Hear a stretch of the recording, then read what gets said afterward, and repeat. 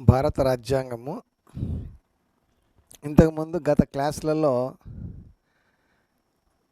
ఒకటవ భాగం ఈ ఒకటవ భాగంలో ప్రకరణలు 1 మరియు 3 గురించి వివరించడం జరిగింది. ఎగ్జామినేషన్ పాయింట్ ఆఫ్ వ్యూలో ఇంపార్టెన్స్ను దృష్టిలో పెట్టుకొని 1వ ప్రకరణ 3వ ప్రకరణ గురించి వివరించడం జరిగింది. 1వ భాగంలో ప్రకరణలు 1 నుంచి 3 వరకు వివరించడం జరిగింది. ప్రస్తుతము 1వ భాగంలోనే ప్రకరణలు 2 మరియు 4 రెండవ ప్రకరణ మరియు 4వ ప్రకరణ గురించి బ్రీఫ్గా ఎక్స్ప్లెయిన్ చేయడం జరుగుతుంది. ప్రకరణ 2 ఏం తెలియజేస్తుందంటే 2 భారత భూభాగానికి సంబంధించిన విషయాలన్నింటిపైన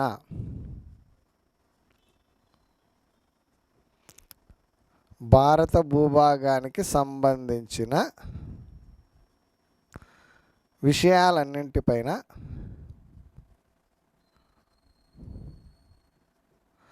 భారత భూభాగానికి సంబంధించిన విషయాలన్నింటిపైన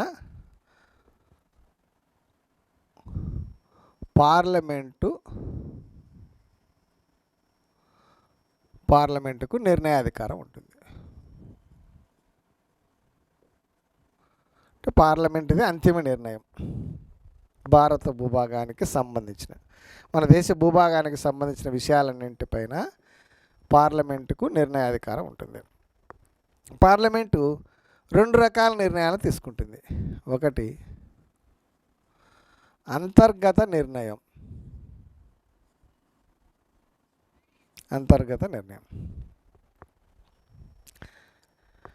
భారతదేశం లోపల భారత భూభాగంలో అంటే రాష్ట్రాల పునర్వ్యవస్థీకరణ,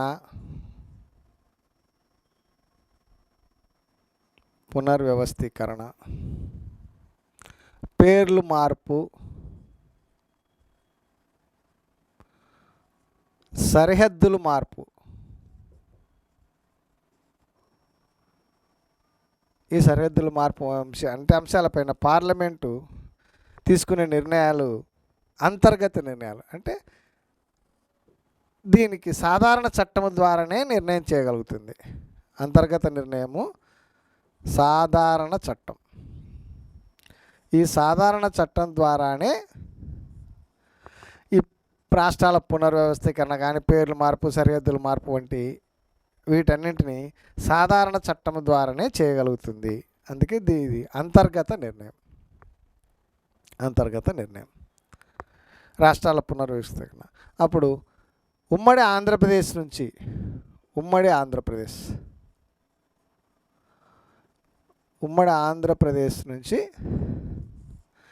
తెలంగాణను వేరు చేయడం, ఇది రాష్ట్రాల పునర్వ్యవస్థకు సంబంధించిన అంశం. ఇది సాధారణ చట్టం ద్వారానే చేయబడింది.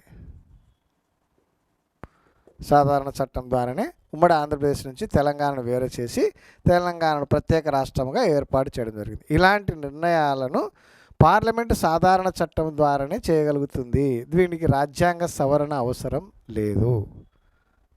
ఇది పార్లమెంట్ యొక్క అంతర్గత నిర్ణయం. పార్లమెంట్ యొక్క బహిర్గత నిర్ణయం. పార్లమెంటు బహిర్గత నిర్ణయం అంటే మన దేశ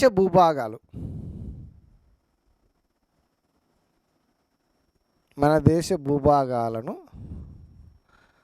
ఇతరులకు బదిలీ చేయడం,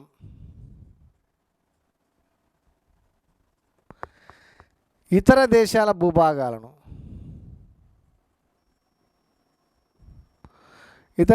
భూభాగాలను మన దేశంలో విలీనం చేసుకోవడం.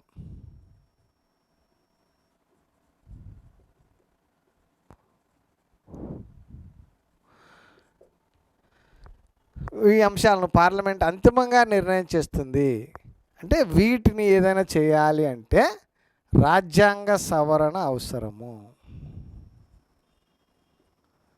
రాజ్యాంగ సవరణ అవసరం. అంటే మన దేశ భూభాగాలను ఇతరులకు బదిలీ చేయాలన్నా, ఇతర దేశాల యొక్క భూభాగాలను మన దేశంలో కలుపుకోవాలన్నా కూడా పార్లమెంటు అంతిమంగా నిర్ణయం తీసుకుంటుంది. అంటే రాజ్యాంగ సవరణ అవసరము. 1960లో బేరుబారి కేసులో 1960లో బేరుబారి, ఈ బేరుబారి కేసులో 1960లో బేరుబారి కేసులు, ఈ బేరుబారి అనేటువంటి ఈ ప్రాంతాన్ని పాకిస్తాన్కు 9వ రాజ్యాంగ సవరణ ద్వారా 9వ రాజ్యాంగ సవరణ ద్వారా ఈ బేరుబారి ప్రాంతాన్ని పాకిస్తాన్కు బదిలీ చేసినారు. పాకిస్తాన్కు బదిలీ చేసినారు. అదేవిధంగా పాకిస్తాన్కు చెందినటువంటి కూచ్ బిహార్ దీవులను, కూచ్ బిహార్ దీవులు భారతదేశంలో కలుపుకోవడం జరిగింది.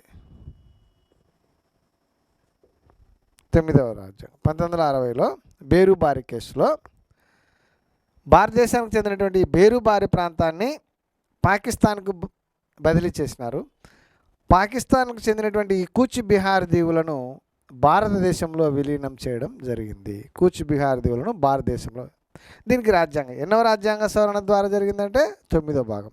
అంటే మన దేశ భూభాగాలను ఇతరుల దేశాలకు బదిలీ చేయాలన్నా, ఇతర దేశాల భూభాగాలను మన దేశంలో కలుపుకోవాలన్నా కూడా రాజ్యాంగ సవరణ, అంటే పార్లమెంటు ప్రత్యేక మెజారిటీ అవసరము. రాజ్యాంగ సవరణ ద్వారా మాత్రమే చేయగలుగుతాం. ఇది బేరుబారి ప్రాంతాన్ని 9వ రాజ్యాంగ సవరణ ద్వారా పాకిస్తాన్కు బదిలీ చేసినారు.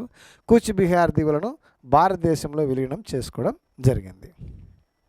అలాగే 36వ రాజ్యాంగ సవరణ, 36వ రాజ్యాంగ సవరణ ద్వారా సిక్కింను 1975లో భారతదేశంలో కలుపుకోవడం జరిగింది. భారతదేశంలో 36వ రాజ్యాంగ సవరణ ద్వారా, 36వ రాజ్యాంగ సవరణ ద్వారా సిక్కింను భారతదేశంలో విలీనం చేసుకోవడం జరిగింది. అంటే 9వ రాజ్యాంగ సవరణ ద్వారా బేరుబారి ప్రాంతాన్ని 9వ రాజ్యాంగ సవరణ ద్వారా పాకిస్తాన్కు బదిలీ చేసినారు. కూచ్ బిహార్ దీవులను ఇండియాలో కలుపుకోవడం జరిగింది. 36వ రాజ్యాంగ సవరణ ద్వారా 1975లో సిక్కింను భారతదేశంలో విలీనం చేసుకోవడం జరిగినది. సిక్కింను భారతదేశంలో విలీనం చేసుకోవడం జరిగింది. అంటే మన దేశ భారత భూభాగానికి సంబంధించిన విషయాలన్నింటిపైన నిర్ణయాలు తీసుకునే అధికారం ఎవరికి ఉంటుందంటే పార్లమెంట్కి ఉంటుంది. పార్లమెంట్ ఎన్ని రకాల నిర్ణయాలు తీసుకుంటుంటే 2 రకాలు, అంతర్గత నిర్ణయం, బహిర్గత. అంతర్గత నిర్ణయంలో అంటే రాష్ట్రాల పునర్వ్యవస్థీకరణ, పేరు మార్పు, సరిహద్దుల మార్పు ఇట్లాంటివంటి వాటిని పార్లమెంటు సాధారణ చట్టం ద్వారానే చేయగలుగుతుంది. కాబట్టి వీటికి రాజ్యాంగ సవరణ అవసరం లేదు. ఇలాంటి నిర్ణయాలను అంతర్గత నిర్ణయంగా భావిస్తారు. బహిర్గత నిర్ణయం అంటే మన దేశ భూభాగాలను ఇతరులకు బదిలీ చేయడము, ఇతర దేశాల భూభాగాలు మన దేశంలో కలుపుకోవాలంటే పార్లమెంట్ అంతిమంగా నిర్ణయం తీసుకుంటుంది. దీనినే బహిర్గత నిర్ణయము. దానికి ఎగ్జాంపుల్గానే 1960లో బేరుబారి కేసులో బేరుబారి ప్రాంతాన్ని, మన దేశానికి చెందిన బేరుబారి ప్రాంతాన్ని పాకిస్తాన్కు బదిలీ చేసినారు 9వ రాజ్యాంగ సవరణ ద్వారా.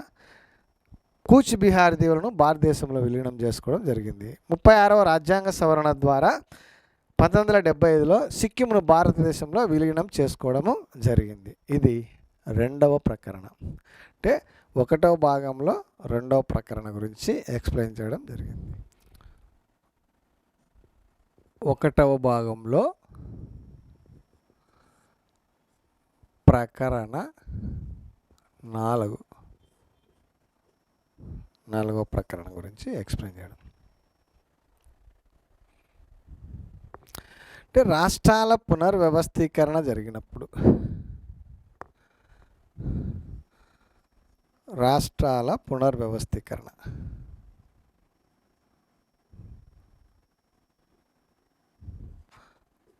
రాష్ట్రాల పునర్వ్యవస్థీకరణ జరిగినప్పుడు 1వ షెడ్యూల్లో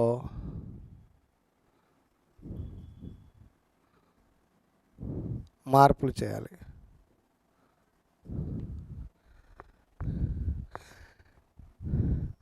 4వ షెడ్యూల్ను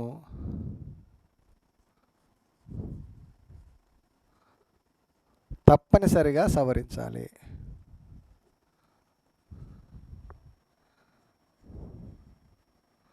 4వ షెడ్యూల్ను తప్పనిసరిగా సవరించవలసి ఉంటుంది. 4వ షెడ్యూల్ది ఏం జరుగుతుంది? రాజ్యసభ సభ్యుల సంఖ్య.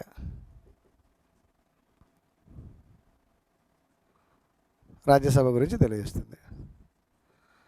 రాజ్యసభ సభ్యుల సంఖ్య ఎంత ఉంది? 1951 ప్రజా ప్రాతినిధ్య చట్టాన్ని అనుసరించి గరిష్టంగా 250 ఉంటారు.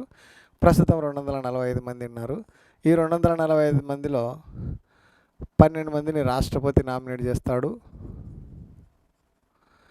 235 245లో 12 మందిని రాష్ట్రపతి నామినేషన్ చేస్తాడు. 45లో 3 233 మంది ఉంటారు. ఎన్నికయ్యే వాళ్ళు, వీళ్ళందరూ ఎన్నికయ్యే వాళ్ళు, ఎన్నికైన వారు 233 మంది ఉంటారు. రాష్ట్రాలు మరియు కేంద్రపాలిత ప్రాంతాల నుంచి, అంటే రాష్ట్రాల నుండి వచ్చేసి 225 మంది ఎన్నికవుతారు. కేంద్ర పాలితాలు, ఈ కేంద్ర పాలిత ప్రాంతాల నుండి 8 మంది ఎన్నికవుతారు. కేంద్ర పాలిత ప్రాంతాలు ఢిల్లీ 3, పుదుచ్చేరి, జమ్మూ అండ్ కాశ్మీర్ 4, టోటల్ 8 మంది. ఇది రాజ్యసభ సభ్యుల గురించి తెలియజేస్తుంది. రాజ్యసభ నిర్మాణం గురించి తెలియజేస్తుంది. రాజ్యసభ సభ్యుల సంఖ్యను గురించి తెలియజేసేటువంటిదే 4వ షెడ్యూల్. 4వ షెడ్యూల్ను తప్పనిసరిగా సవరించవలసి వస్తుంది రాష్ట్రాల పునర్వ్యవస్థీకరణ జరిపినప్పుడు. అందుకే ఇప్పుడు 4వ షెడ్యూల్ అంటే మన ఉమ్మడి ఆంధ్రప్రదేశ్ నుంచి తెలంగాణను వేరు చేయడం వల్ల ఉమ్మడి ఆంధ్రప్రదేశ్కు రాజ్యసభలో ఉండే సభ్యుల సంఖ్య 18 అయితే, ఈ 18లో 11 ఏపీకి, నవ్య ఆంధ్రప్రదేశ్కు, మరియు టీఎస్కి వచ్చేసి 7 మందిని, 18 మంది. సీట్లు 2 రాష్ట్రాల మధ్య సీట్లను సర్దుబాటు చేసినారు, అంతే. సీట్ల సంఖ్యలో మార్పు లేదు, సర్దుబాటు చేసినారు. దీనికి రాజ్యాంగ సవరణ అవసరము లేదు. పార్లమెంటు సాధారణ చట్టం ద్వారానే దీన్ని చేయగలుగుతుంది అనమాట. అంటే రాష్ట్రాల పునర్వ్యవస్థీకరణ జరిపినప్పుడు 1వ షెడ్యూల్లో మార్పు చేయాలి. 1వ షెడ్యూల్లో మార్పులు అప్పుడు ఉమ్మడి ఆంధ్రప్రదేశ్ నుంచి తెలంగాణ ఏర్పాటు చేసినప్పుడు తెలంగాణ రాష్ట్రం ఏర్పాటుతో 29 రాష్ట్రాలు అయినాయి. ప్రస్తుతం 28కి వచ్చినాయి. జమ్మూ కాశ్మీర్ రాష్ట్రానికి రాష్ట్ర ప్రతిపత్తి రద్దు చేసినారు కాబట్టి 370 ఆర్టికల్ ప్రకారం 370వ ఆర్టికల్ను రద్దు చేయడం వలన జమ్మూ కాశ్మీర్కి ఉన్నటువంటి రాష్ట్ర ప్రతిపత్తి రద్దు అయింది కాబట్టి 29 రాష్ట్రాలలో ఒక రాష్ట్రం పోతే 28 రాష్ట్రాలు ఉన్నాయి అనుకో. అంటే ఇది 29 రాష్ట్రాలు ఉన్నాయి, 28 రాష్ట్రాలు. 28 రాష్ట్రాలు, ప్రస్తుతం 8 కేంద్రపాలిత ప్రాంతాలు ఉన్నాయి. అప్పుడు 9 ఉన్నాయి, ఇప్పుడు 8 అయినాయి. అంటే దాద్రా నగర్ హవేలీ మరియు డామన్ డయ్యూలు 2 పక్కపక్కనే చిన్నవిగా ఉండడం వలన ఆ రెండింటిని కలిపి ఒకే కేంద్రపాలిత ప్రాంతంగా చేసినారు. ఏవి అంటే దాద్రా నగర్ హవేలీ మరియు డామన్ అండ్ డయ్యూ.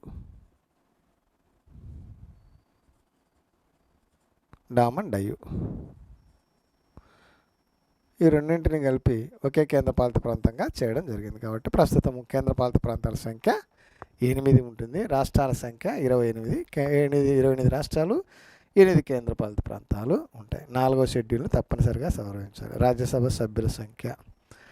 తర్వాత ఇది 4వ షెడ్యూల్ను సవరించడం అంటే ఇది అంటే రాష్ట్రాల పునర్వ్యవస్థకు మొదటి షెడ్యూల్లో మార్పులు చేయాలి.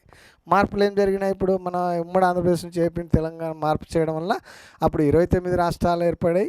తర్వాత 9 కేంద్రపాలిత ప్రాంతాలు ఉన్నాయి. అప్పుడు మార్పు జరిగింది. అది మన అంటే మన వచ్చేసి భారత భూభాగం వచ్చి మన దేశం వచ్చేసి విచ్ఛిన్నము కాగల రాష్ట్రాల అవిచ్ఛిన్న యూనియన్.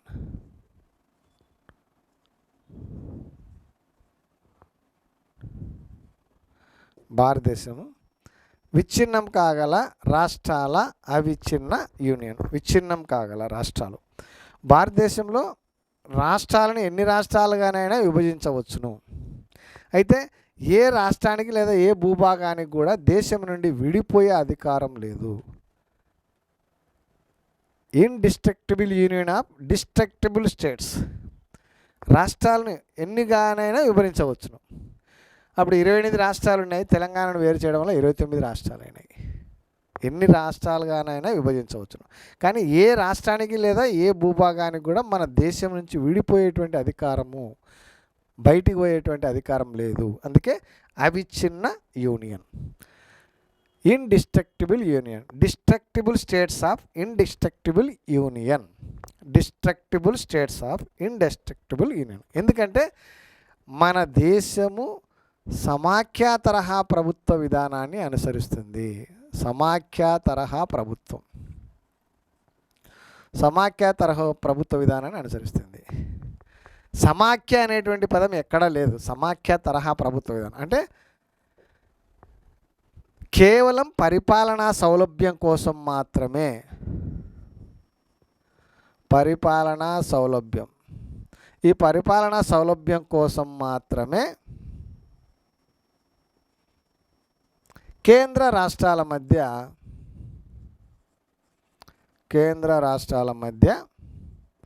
అధికారాల విభజన జరిగినది.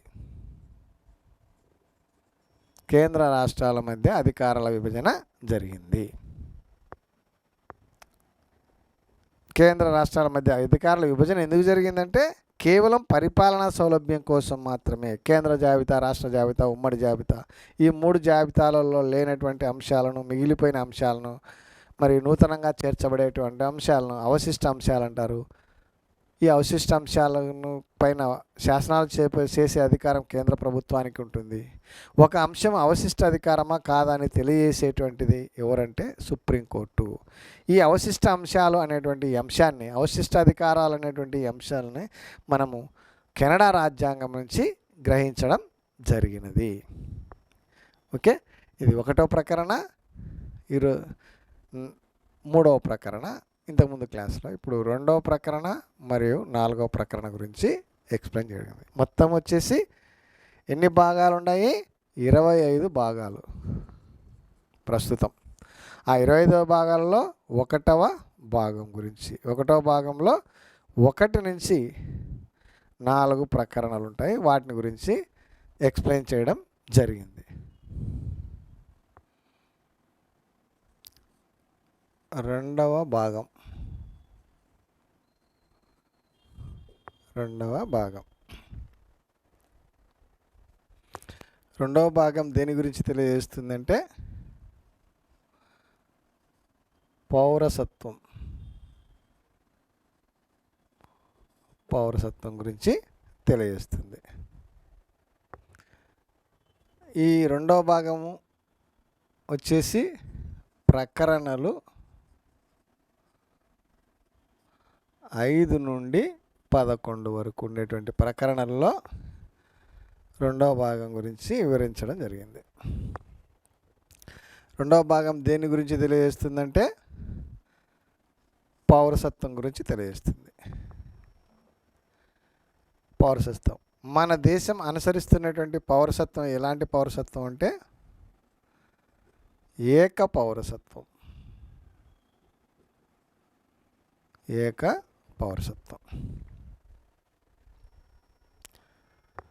ఈ పౌరసత్వం గురించి వచ్చేసి, పౌరసత్వం అనేటువంటి అంశం వచ్చేసి కేంద్ర జాబితాలో ఉంది. పౌరసత్వం అనేటువంటి అంశం వచ్చేసి కేంద్ర జాబితాలో ఉన్నది. ఈ పౌరసత్వం అనేటువంటి అంశాన్ని మనము బ్రిటన్ రాజ్యాంగం నుండి గ్రహించడం జరిగింది. పౌరసత్వం అనేటువంటి అంశాన్ని మనము బ్రిటన్ రాజ్యాంగం నుంచి గ్రహించడం జరిగింది. మన దేశంలో పౌరసత్వంపై చట్టాలను రూపొందించే అధికారం. చట్టాలను రూపొందించే అధికారం. చట్టాలను రూపొందించే అధికారం ఎవరికి ఉందంటే అంటే పార్లమెంటుకు ఉంది. పార్లమెంటు. మన దేశంలో పౌరసత్వం పైన చట్టాలను రూపొందించేటువంటి అధికారము ఎవరికి ఉంటుందంటే పార్లమెంటుకు ఉంటుంది. ఇది ఇంపార్టెంట్ పాయింట్లు. రెండో భాగంలో కొన్ని ఇంపార్టెంట్ పాయింట్లు ఎగ్జామినేషన్ దృష్టిలో పెట్టుకొని అడిగేటువంటి అంశాలలో కొన్ని మన దేశం అనుసరిస్తున్నటువంటి పౌరసత్వం, పౌరసత్వం అనేటువంటి అంశం మన కేంద్ర జాబితాలో ఉంది. ఈ పౌరసత్వం అనేటువంటి ఈ అంశాన్ని మనము బ్రిటన్ దేశం నుండి, ఇంగ్లాండ్ దేశం నుంచి గ్రహించినాము. ఈ పౌరసత్వంపై చట్టాలను రూపొందించే అధికారం ఎవరికి ఉంటుందంటే పార్లమెంటుకు ఉంటుంది. పౌరసత్వంపై చట్టాలను రూపొందించేటువంటి అధికారం వచ్చేసి ఎవరికి ఉంటుందంటే పార్లమెంటుకు ఉంటుంది. జస్ట్ కొన్ని పాయింట్లు పౌరసత్వం మీద కొన్ని పాయింట్లు అనమాట. మూడవ భాగంలో జస్ట్ కొన్ని ఇంపార్టెంట్ పాయింట్లు. భాగము 3. మూడవ భాగం దేని గురించి తెలియజేస్తుందంటే ప్రాథమిక హక్కులు. ప్రాథమిక హక్కులు. ఈ ప్రాథమిక హక్కులు వచ్చేసి ప్రకరణలు 12 నుండి 35 వరకు ఉన్నటువంటి ప్రకరణలలో ప్రాథమిక హక్కులను గురించి వివరించడం జరిగింది. ప్రాథమిక హక్కులు అంటే రాజ్యాంగం అమలులోనికి వచ్చేసరికి రాజ్యాంగం అమలులోనికి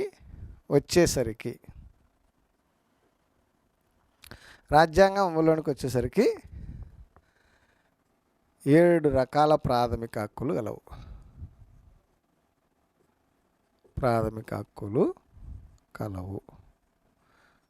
రాజ్యాంగం అమల్లోనికి వచ్చేలకు ప్రాథమిక హక్కులు 7 రకాలు. ప్రస్తుతం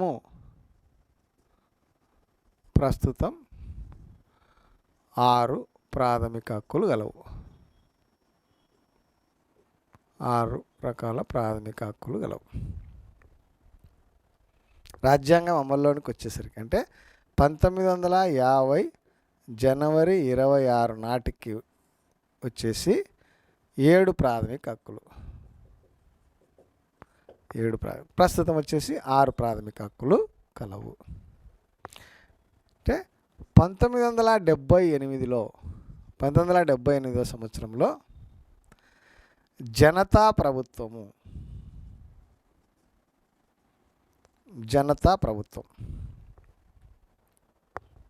అంటే ఇప్పుడు మొరార్జీ దేశాయ్ ప్రధాని.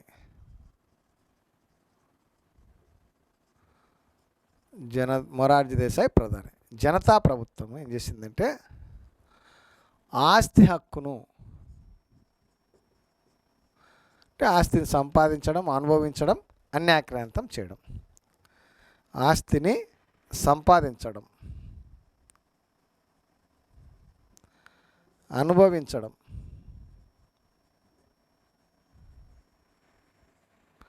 అన్యాక్రాంతం చేయడం.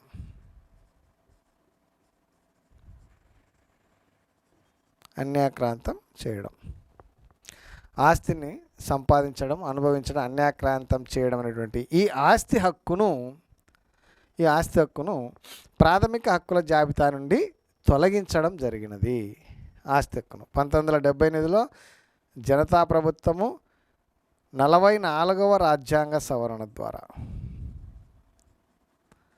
44వ రాజ్యాంగ సవరణ ఈ 44వ రాజ్యాంగ సవరణ ద్వారా ఆస్తి హక్కును ప్రాథమిక హక్కుల జాబితా నుండి తొలగించడం జరిగింది. అంటే ఆస్తి హక్కుకు సంబంధించినటువంటి ప్రకరణ వచ్చేసి 31 ఆస్తి హక్కు. దీనిని తొలగించడం జరిగింది. ఆస్తి హక్కును తొలగించడం జరిగింది. అయితే ఆస్తి హక్కును పూర్తిగా రాజ్యాంగం నుంచి తొలగించలేదు, కానీ ప్రాథమిక హక్కుల నుండి తొలగించడం జరిగింది. ప్రాథమిక హక్కుల నుండి తొలగించి అంటే 3వ భాగంలో ఉండేటువంటి ప్రాథమిక హక్కుల నుండి తొలగించి 12వ భాగంలో 300A 300 ప్రకరణ క్లాజ్ ఏ 300Aలో ఒక చట్టబద్ధమైన హక్కుగా చేర్చడం జరిగినది. చట్టబద్ధమైన హక్కు అంటే లీగల్ రైట్. Legal right. ఇంతకుముందు ఉండేటువంటిది ఫండమెంటల్ రైట్. Fundamental right. ఈ ప్రాథమిక హక్కులను దీన్ని ప్రాథమిక హక్కుల నుండి తొలగించి 12వ భాగంలో 3వ భాగం నుంచి తొలగించి 12వ భాగంలో ప్రకరణ 300Aలో 31వ ప్రకరణలో ఉండేటువంటి దీన్ని తొలగించేసి 300Aలో ఒక చట్టబద్ధమైన హక్కుగా లీగల్ రైట్, ఒక చట్టబద్ధమైనటువంటి హక్కుగా చేర్చడం జరిగింది. అంటే ప్రస్తుతము 6 రకాల ప్రాథమిక హక్కులు మాత్రమే కలవు. ప్రాథమిక హక్కులకు భంగం కలిగితే అంటే ప్రాథమిక హక్కులకు భంగం కలిగితే మన దేశంలో 2 న్యాయస్థానాలకు పోవచ్చు పౌరులు. 2 న్యాయస్థానాలు. ప్రాథమిక హక్కులకు భంగం కలిగినప్పుడు మన దేశంలో పౌరులు తాము కోల్పోయినటువంటి ప్రాథమిక హక్కులను తిరిగి పొందడం కొరకు కేవలం 2 న్యాయస్థానాలను సంప్రదించడానికి అవకాశం ఉంది. 2 న్యాయస్థానాలు పోయి తిరిగి తమ ప్రాథమిక హక్కులను పొందవచ్చు. ఆ 2 న్యాయస్థానాలు ఏంటంటే సుప్రీంకోర్టు మరియు హైకోర్టులు. సుప్రీంకోర్టు మరియు హైకోర్టు. సుప్రీంకోర్టుకు మరియు హైకోర్టుకు పోయి తను కోల్పోయినటువంటి ప్రాథమిక హక్కులను పౌరులు తిరిగి పొందవచ్చును. కోల్పోయినటువంటి ప్రాథమిక హక్కులను తిరిగి పొందడం అంటే ప్రాథమిక హక్కులకు న్యాయ సంరక్షణ కలదు. ప్రాథమిక హక్కులకు న్యాయ సంరక్షణ కలదు. అంటే ప్రాథమిక హక్కులకు భంగం కలిగితే పౌరులు న్యాయస్థానాలను ఆశ్రయించి తను కోల్పోయినటువంటి ప్రాథమిక హక్కులను తిరిగి పొందవచ్చును. ఆ పొందడం కోసము దేశంలో 2 న్యాయస్థానాలకు వెళ్ళవచ్చును. అది సుప్రీంకోర్టు. సుప్రీంకోర్టుకు ప్రకరణ 32 ప్రకారం వెళ్ళవచ్చును. హైకోర్టుకు అయితే ప్రకరణ ఆర్టికల్ 226 ప్రకారం వెళ్ళవచ్చు. 226 ప్రకరణ ప్రకారం హైకోర్టులకు 132వ ప్రకరణ ప్రకారం సుప్రీంకోర్టుకు పోయి తాను కోల్పోయిన ఈ కోర్టులకు పోతే ఈ సుప్రీంకోర్టు మరియు హైకోర్టు ఏం చేస్తాయంటే పౌరుల ప్రాథమిక హక్కులు తిరిగి పొందడం కోసం రిట్లు జారీ చేస్తాయి. అంటే ఆజ్ఞలను జారీ చేస్తాయి. రిట్లు జారీ చేస్తాయి. రిట్లను జారీ చేస్తాయి. ఆ రిట్లే 5 రకాల రిట్లు ఉన్నాయి. అంటే సుప్రీంకోర్టు, హైకోర్టు. సుప్రీంకోర్టుకు పోవాలంటే మనం 32వ ప్రకరణ ప్రకారం పోవచ్చు. హైకోర్టుకు పోవాలంటే మనం 226వ ప్రకరణకు పోవచ్చును. ఈ రిట్లు అంటే ఈ కోర్టులకు పోతే మనము సుప్రీంకోర్టు కానీ హైకోర్టుకు కానీ పోతే సుప్రీంకోర్టు మరియు హైకోర్టులు ఏ పౌరుడైతే తమ ప్రాథమిక హక్కులు కోల్పోయిన భంగం కలిగినది అని చెప్పేసి కోర్టులకు పోతే ఆ పౌరుని యొక్క ప్రాథమిక హక్కులను తిరిగి అతను పొందేందుకు ఈ కోర్టులు ఏం చేస్తాయంటే రిట్లను జారీ చేస్తాయి. ఆ రిట్లు సుప్రీంకోర్టు, హైకోర్టులు. ఆ రిట్లు వచ్చేసి 5 రకాల రిట్లు కలవు. అంటే రిట్లను జారీ చేసేటువంటి అధికారంలో రిట్లు జారీ చేస్తాయి. సుప్రీంకోర్టు, హైకోర్టు రిట్లను జారీ చేస్తాయి. సుప్రీంకోర్టుకు పోవాలంటే సుప్రీంకోర్టు ప్రకరణ ఆర్టికల్ 32 ప్రకారము, హైకోర్టుకు అయితే హైకోర్టు ఆర్టికల్ 226 ప్రకారము రిట్లను జారీ చేస్తాయి. ఇవి రిట్లు జారీ చేస్తాయి.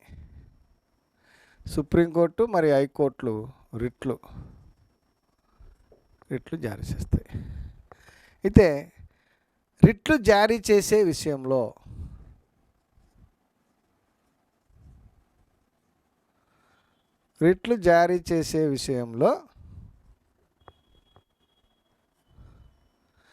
అధికార పరిధి అనేటువంటిది సుప్రీంకోర్టు కన్నా సుప్రీంకోర్టు కన్నా హైకోర్టుకు ఎక్కువ. హైకోర్టుకు ఎక్కువ. రిట్లు జారీ చేసే విషయంలో అధికార పరిధి వచ్చేసి అధికార పరిధి సుప్రీంకోర్టు కంటే హైకోర్టుకు ఎక్కువ. సుప్రీంకోర్టు కంటే హైకోర్టుకు ఎక్కువ. సుప్రీంకోర్టు ఎందుకంటే సుప్రీంకోర్టు కేవలం ప్రాథమిక హక్కులకు అంటే ప్రకరణలు 12 నుంచి 35 వరకు మధ్యలో ఉన్నటువంటి ప్రాథమిక హక్కులకు భంగం కలిగితేనే రిట్లను చేయగలుగుతాయి. హైకోర్టు ఈ ప్రాథమిక హక్కులతో పాటు రాజ్యాంగంలో ఉండేటువంటి మిగిలినటువంటి ఆ ప్రకరణల్లో ఉన్నటువంటి ఏ హక్కులకు భంగం పౌరుల యొక్క ఏ హక్కులకు భంగం కలిగినా కూడా హైకోర్టులు రిట్లు జారీ చేస్తాయి. కాబట్టి అధికారిక పరిధి విషయంలో సుప్రీంకోర్టు కన్నా హైకోర్టుకు రిట్లు జారీ చేసే అధికార పరిధి ఎక్కువ. రిట్లు జారీ చేసే విషయంలో అధికారిక పరిధి వచ్చేసి సుప్రీంకోర్టు కన్నా హైకోర్టుకు ఎక్కువ. సుప్రీంకోర్టు కేవలం ప్రాథమిక హక్కులకు పౌరుల యొక్క ప్రాథమిక హక్కులకు భంగం కలిగితే మాత్రమే రిట్లను జారీ చేస్తుంది. హైకోర్టులు వచ్చేసి ప్రాథమిక హక్కులతో పాటు రాజ్యాంగంలో ఉన్నటువంటి ఇతర ప్రకరణలలో ఇతర ఆర్టికల్స్లో ఉన్నటువంటి పౌరుల యొక్క ఏ హక్కులకు భంగం కలిగినా కూడా రిట్లను జారీ చేస్తుంది. అందుకు కాబట్టి రిట్లు జారీ చేసే విషయంలో అధికారిక పరిధి సుప్రీంకోర్టు కన్నా హైకోర్టుకు ఎక్కువ. ఓకే. రిట్లు జారీ చేసే విషయంలో భౌగోళిక పరిధి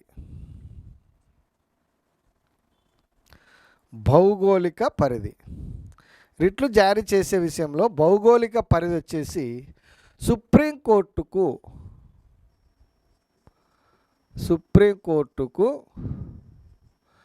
హైకోర్టు కన్నా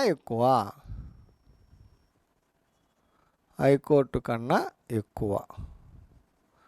భౌగోళిక పరిధి వచ్చేసి సుప్రీంకోర్టుకే ఎక్కువ హైకోర్టు కంటే. అంటే సుప్రీంకోర్టు దేశంలో ఏ ప్రాంతంలో ఉండేటువంటి పౌరుడు కూడా తమ ప్రాథమిక హక్కులకు భంగం కలిగితే దేశంలోని ఏ మారుమూల ప్రాంతంలోని పౌరుడైనా కూడా తమ ప్రాథమిక హక్కులకు భంగం కలిగితే సుప్రీంకోర్టుకు పోతే సుప్రీంకోర్టు రిట్లను జారీ చేస్తుంది. ఆ కోల్పోయిన ఏ పౌరుడైతే తమ ప్రాథమిక హక్కులు కోల్పోయినాడో ఆ పౌరునికి తమ ప్రాథమిక హక్కులు తిరిగి పొందడం కోసం రిట్లను జారీ చేస్తుంది దేశంలో ఏ ప్రాంతంలోని పౌరులకైనా కూడా. హైకోర్టు మాత్రం కేవలం ఆ హైకోర్టు పరిధిలో ఉన్నటువంటి ఆ రాష్ట్రాల్లో ఉండేటువంటి ఆ రాష్ట్ర పౌరులకు ప్రాథమిక హక్కులకు భంగం కలిగితే మాత్రమే రిట్లను జారీ చేస్తుంది. అందువల్ల భౌగోళిక పరిధి వచ్చేసి సుప్రీంకోర్టుకు ఎక్కువ, అధికారిక పరిధి వచ్చేసి హైకోర్టుకు ఎక్కువ. రిట్లు జారీ చేసే విషయంలో అధికారిక పరిధి వచ్చేసి సుప్రీంకోర్టు కంటే హైకోర్టుకు ఎక్కువ, భౌగోళిక పరిధి వచ్చేసి సుప్రీంకోర్టుకు హైకోర్టు కన్నా ఎక్కువగా ఉంటుంది. సుప్రీంకోర్టుకు హైకోర్టు కన్నా ఎక్కువగా ఉంటుంది. ఓకే.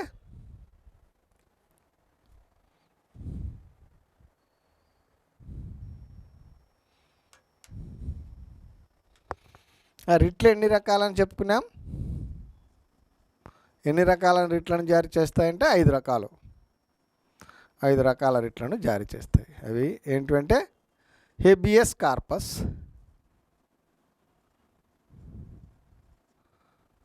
Corpus, mandamus,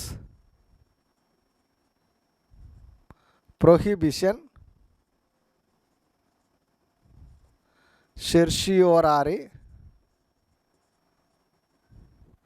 కోవారెంటో. అంటే ఇట్లా 5 రకాల రిట్లను జారీ చేస్తాయి సుప్రీంకోర్టులు మరియు హైకోర్టులు. 5 రకాల రిట్లను జారీ చేస్తాయి. ఓకే.